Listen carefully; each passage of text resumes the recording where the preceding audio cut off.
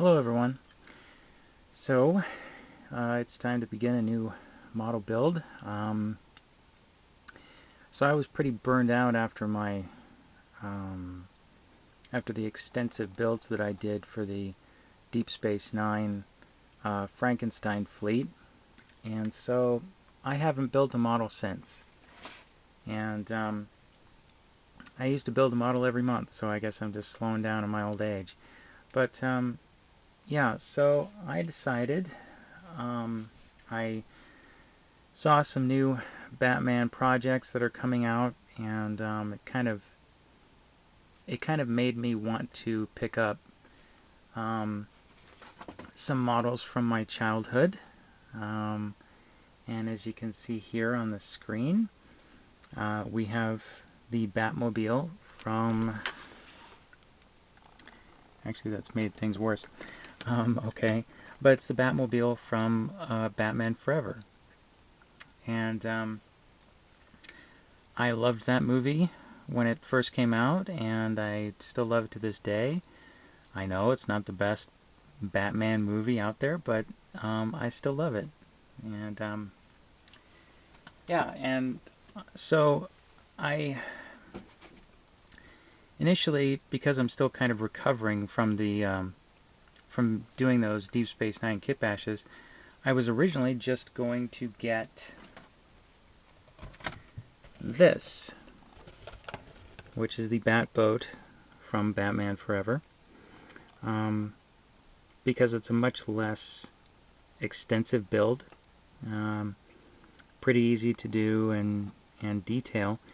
But someone on eBay had listed this with this, and I got both of them for $20. That's $20 shipped, so that's a pretty good price. And they listed the models as incomplete, but I did a quick inventory of the parts, and the only thing that I've found that's missing from both models is the steering wheel, or the control surface. I don't know, whatever you call it. I think that's aircraft. But the steering wheel basically from the Batboat. So I thought, you know what, that's not that big of a deal. Certainly not a deal breaker for me. So all in all, I think it was a really good buy. And I also bought the Batmobile from Batman and Robin. That's going to be a much more extensive build because it takes a lot more painting and that kind of thing to make it really look nice. And here's the body of the Batboat. I'm going to start with the Batboat. That's what I intended to build, and I still don't really want to get into something that's super extensive at the moment. And so I'm going to start with this one and then go back and build the Batmobile later.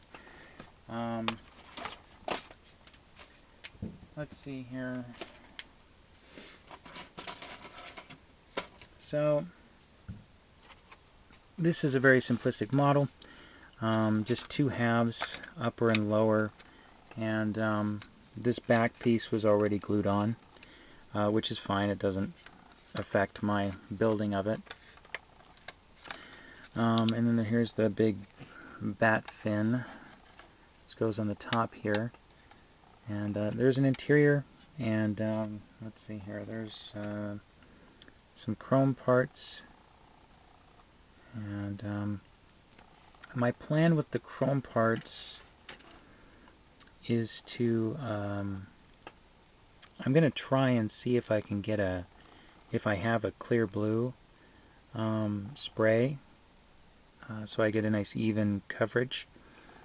If I don't have any clear blue, then perhaps I'll go and see if I can, or see if I have some sky blue. I think I still have some Tester sky blue. And what I was going to do is do sky blue, and then do a dull coat over that, because these areas are lit in the film, as you can see illustrated on the box here. And then over the dull coat I was going to do a wash. So yeah. So, and then let's see here.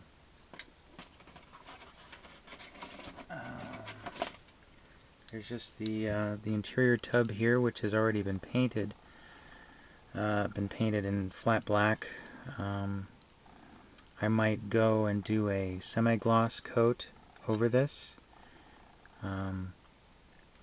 because everything, most of the stuff except for the Batmobile in this film was fairly glossy. And it also comes with a kind of a split windshield thing here, which of course we'll wait till the end. And in true Revell fashion, I don't know if it was this way originally, because as I said, these were opened, but it was open just like the windows to the Batmobile. So yeah, they're not going to be in great condition, but again, you know, I'm doing this for fun, and it's just, you know. But yeah, there's a part that goes on here. But my plan with this was to do it in gloss, because in the film, unlike the Batmobile and the Bat Wing or Bat Plane, I think it's the Bat Wing in the movies. Unlike the other two vehicles, I also have the Batwing, but I built that, I don't know, a year and a half ago.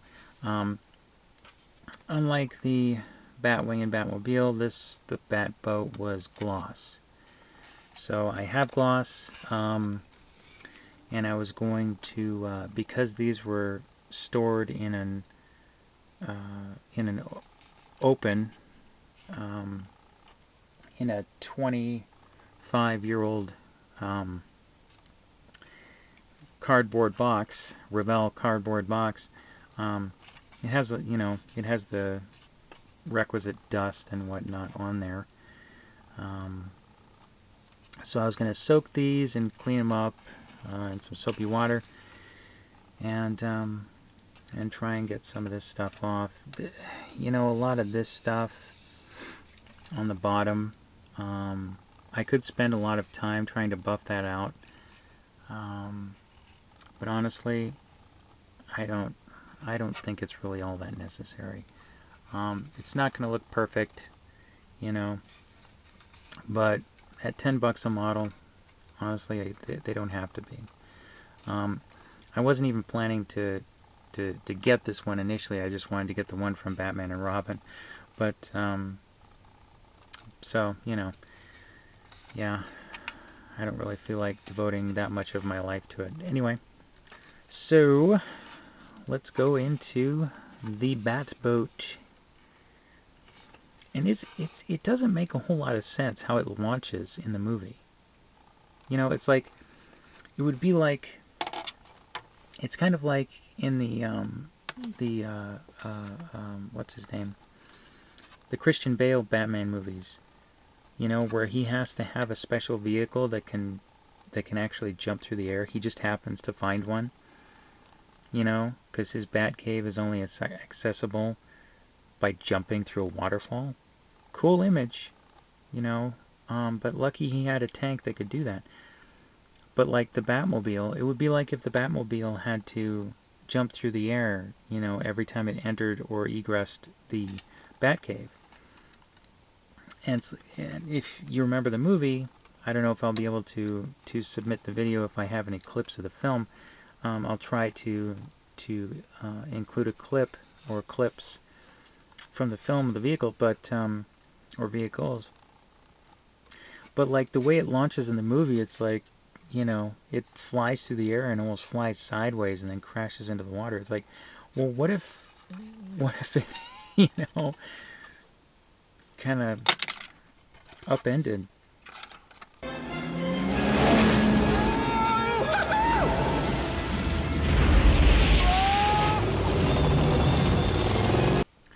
So, yeah, it doesn't make a whole lot of sense, but it's the thing about films is that, you know, some choices are made for theatricality. You know, it's like the mothership rising out from behind Devil's Tower in Close Encounters.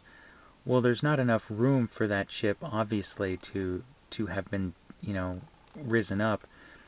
But it was theatrical. Spielberg said it felt right to have it do that, and yeah, it does. But it doesn't make a damn bit of sense. So there's always going to be that kind of, you know, suspension of disbelief kind of struggle there. Anyway, it doesn't want to stay on. Yeah, so let's party on and let's build this thing.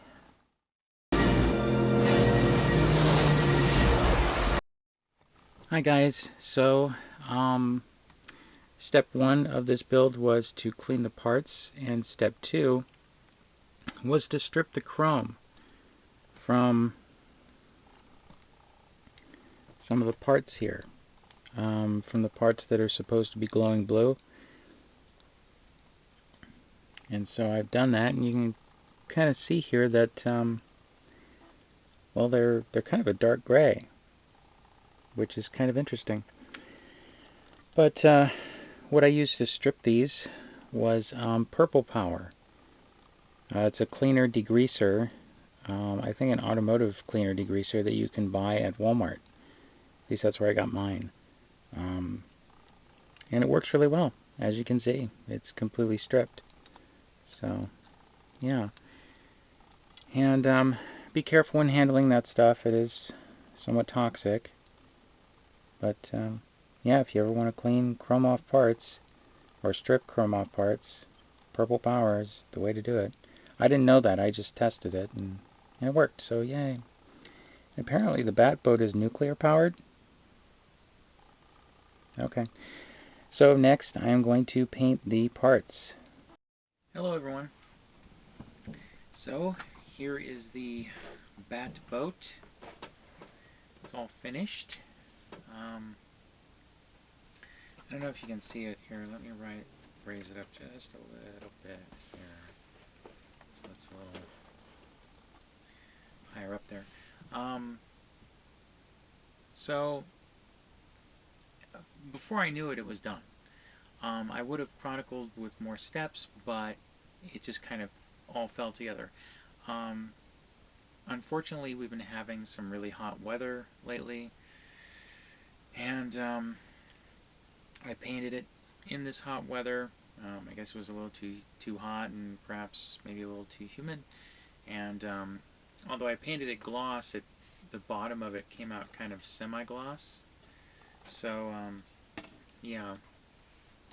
But here it is. It's done. The fin was really bent, and so what I did to solve that was I took a hairdryer and I just, you know, on a medium setting, not a high setting, I just kind of go over it with the hairdryer, and then bend it and do it some more, and bend it, do it some more, until it finally went and basically got into shape. So yay for that. So a couple things here. So I did the blue on the areas of the internal stuff that's exposed, to try and replicate that kind of lit look. And yeah, I don't like it. I'm glad I did it on the Batboat first instead of the Batmobile. Although I could have gone back and repainted this and done something different. I kind of prefer it just like a metallic silver. You know, it doesn't necessarily look lit. I mean, maybe from a distance, but it just looks kind of like it's painted blue. you know. Um,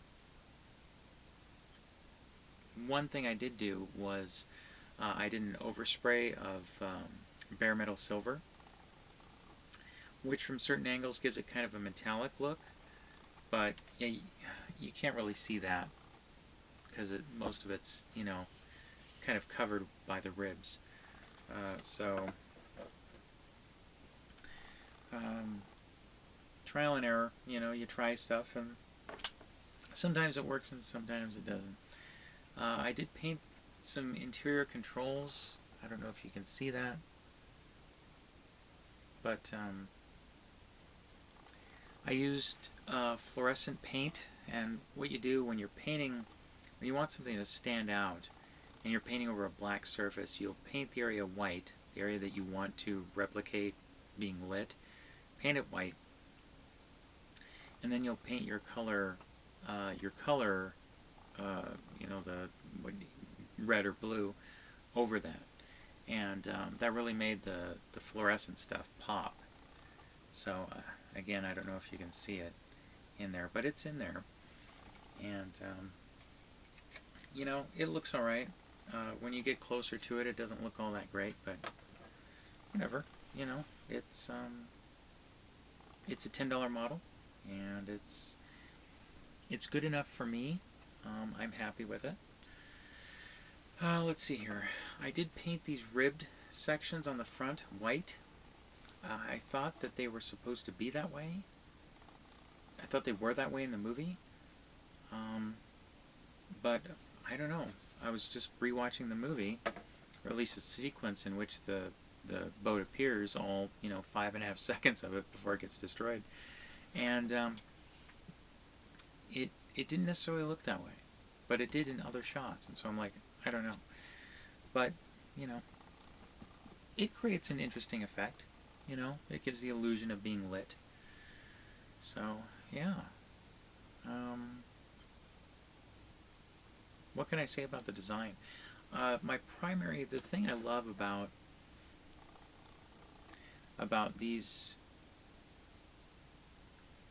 designs from Batman Forever is that they are pure art. They're just pure artistic expression, and there's not a whole lot of logic to the design, to having all of these lit panels and to have the internals exposed. I mean, honestly, you know, having internal components, engine components exposed is just a bad idea in general.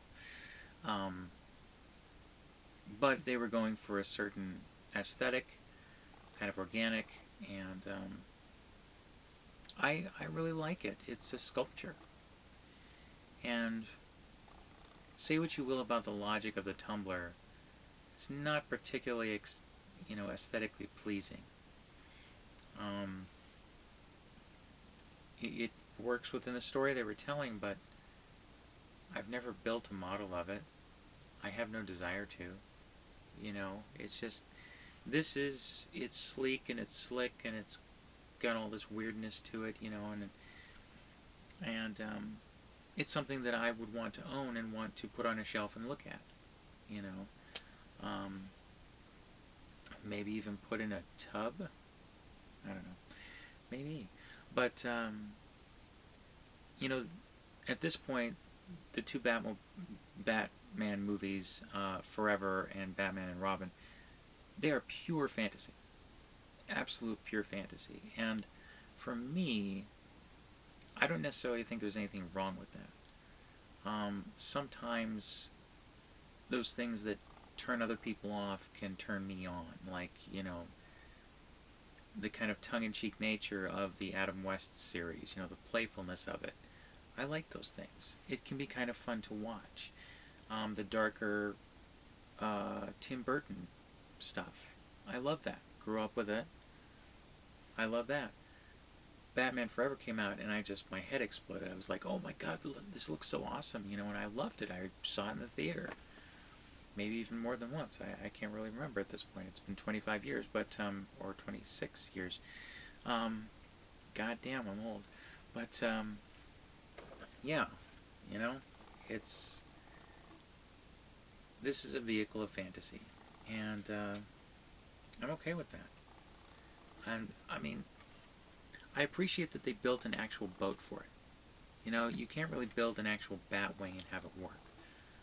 But this functions enough as a boat that they actually built a real boat and blew up a real boat. So, you know, I appreciate that. I like that. And they built a real Batmobile too. So, yeah, it's a cool, simplistic design. One of the things I love about boats, and it kind of takes me back to my childhood, is the hollowness of the model. It's just hollow, and there's something about that sound and that feel that I like.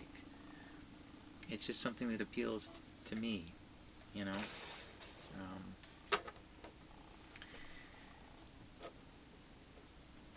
I don't know, maybe kind of evocative of my childhood, because I loved boats as a kid too, and especially shipwrecks, which was kind of an odd thing. But yeah, this is I have the Bat Wing, and so it was nice to be able to get the other two vehicles from the collection, and I think Revell did a pretty good job. The fit isn't perfect, but you know, for what it is and for what I paid for it, it's fine. You know, would I pay $100 for this? No fucking way. Would I pay $20 for it? Yeah, sure. Thankfully, I didn't have to. Yeah, so, oops, there it is, and I'm happy with it, and I love it, and it's cool. So, stay tuned for the build-up of the Batmobile.